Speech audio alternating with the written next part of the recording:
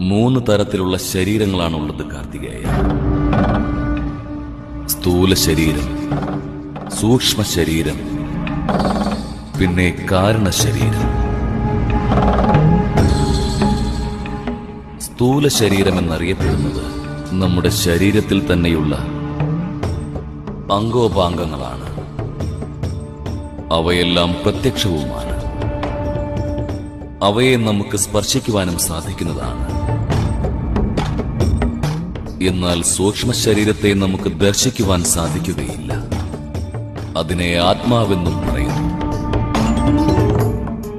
ഇതിനെ സ്പർശിച്ചറിയുവാനും നമുക്ക് സാധിക്കുകയില്ല. എന്നാൽ അതിന്റെ അനുഭൂതി നമുക്ക് നിശ്ചയമായും പ്രതീതമാകും. മൃത്യുവിനാൽ സ്ഥൂല ശരീരത്തിനാണ് അന്ത്യം സംഭവിക്കുന്നത്, ആത്മാവിനല്ല പുത്ര.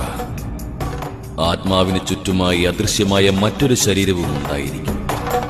ഇത് ബോധ ഉപബോധ മനസ്സിന്റെയും അബോധ മനസ്സിന്റെയും അവശിഷ്ടമായിരിക്കുകയും ചെയ്യും.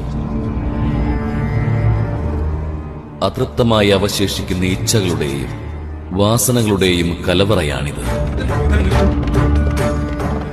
മൂന്നാമത്തെ രൂപത്തിലുള്ള ഈ കാരണ ശരീരമാണ് പുനർജന്മത്തിനുള്ള നിമിത്തമായി മാറുന്നത്.